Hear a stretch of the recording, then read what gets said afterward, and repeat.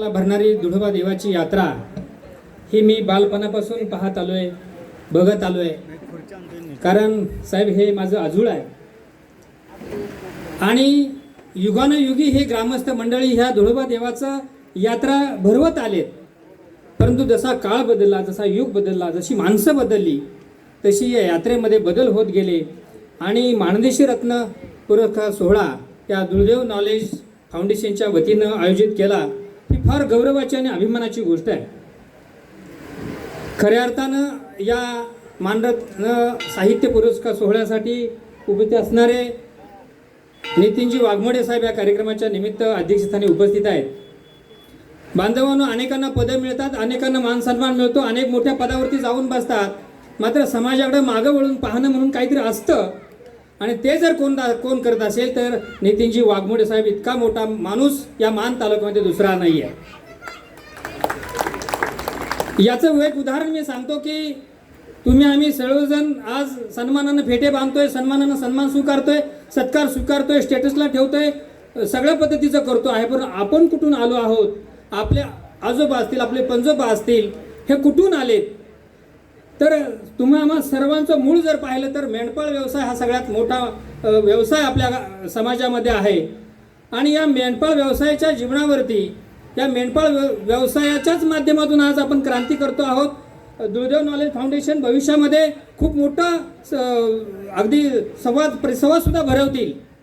हे जे कार्यक्रम आयोजित करणारी मंडळी आहेत, हे तरुण मंडळी, या गावकुसावरती काम करणारी मंडळी, शिकलेली मंडळी आहेत आणि यांना जाणवलं की आपल्या गावामध्ये जे अधिकारी झालेत, आपल्या गावामध्ये जे मुलं स्पर्धेमध्ये यश मिळवतात, त्यांचा सन्मान सत्कार करावा. कारण आज खऱ्या अर्थानं समाजाला प्रेरणेची गरज आहे. आणि म्हणून मीही साहेब या दुर्दैव गावामध्ये येत असताना याचबरोबर व्यासपीठावरती उपस्थित असणारे नितीनजी वाघमोडे साहेब हे नागुवीरकरांसारखं त्यांचं जगणं आहे. त्यांचं मी मुलाखत ऐकलेली आहे आणि एक मोठ्या उच्च पदावरती ते काम करत आहेत. आणि ते जेव्हा ISR झाले तेव्हा गावाला केवढा मोठा आनंद झाला होता. हातीवरून साखर वाटली होती. हा अभिमान, हा गौरव ज्यांच्या काळामध्ये सन्मानित झाला. आत्ताच आपण प्रदीप गोरड सरांची मी मुलाखत ऐकली. अरे 8 वर्ष एखाद्या पदासाठी झगडणं काय असतं, संघर्ष करणं काय असतं, गावाला यायचं नाही, यात्रेला यायचं नाही, सणासुदीला यायचं नाही, आई वडील बोलवून दमले तर यायचं नाही, तर स्ट्रगल करणं काय असतं हे DYSP सन्माननीय प्रदीप गोरड सरांच्याकडून शिकायला मिळणं आहे. त्या धुळोबा देवस्थान ट्रस्टचे अतिशय अभ्यासू आणि एक प्रांजळ असं व्यक्तिमत्व भीमरावजी पाटील, विशेष करून या सगळ्या गोष्टीचं तुम्हाला मगाशी मी म्हटलं की तुम्हाला सर्वांचं मूळ काय असेल तर मेंढपाळ व्यवसाय आहे. 1955 साली व्यंकटजी माडगुळकरांनी बनगरवाडी नावाची कादंबरी लिहिली आणि या समाजाचे दुःख वेदना समाजाच्या समोर मांडले. पण त्यानंतरही काही कादंबऱ्या लिहिल्या गेल्या.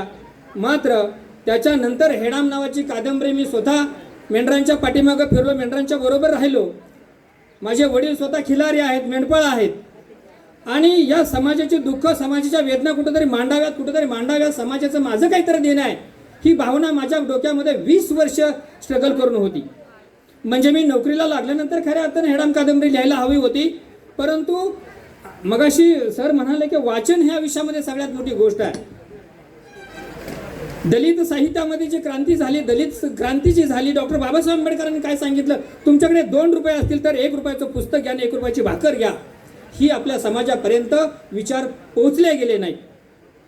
आणि म्हणून कुठेतरी या समाजाचे दुःख, समाजाच्या वेदना मांडाव्यात म्हणून हेडाम नावाची कादंबरी लिहिल्याने प्रकाशन सोहळा आयोजित केला. मी नितीन वाघमोडे सरांच्या बाबतीमध्ये एक विधान काय केलं की एवढा मोठा अधिकारी झाल्यानंतर समाजाबद्दलची आस्था किती आहे, प्रेम किती आहे.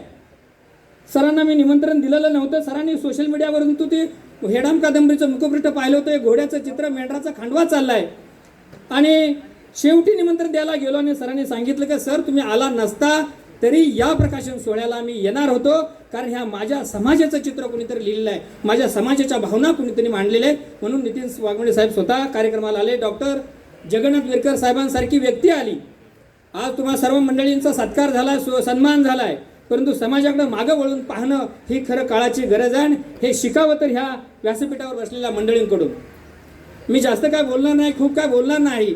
परंतु आज मला या मानदेशी रत्न पुरस्काराच्या सोहळ्याच्या निमित्तानं ज्या दुर्दैव नॉलेज फाउंडेशनने बोलवलं आहे याचा मला फार अभिमान आणि आनंद वाटतो आहे याचा असा की या धुळदेव ते दुबई हा प्रवास माझा झाला आणि याचं सगळ्यात मूळ कारण काय असेल तर या धुळदेव शाळेमध्ये माझ्या शिक्षणाचा चिखल मळला गेलेला आहे आणि या धुळदेव शाळेमध्ये माझं दुसरी इयत्तेला नाव टाकलेलं आहे.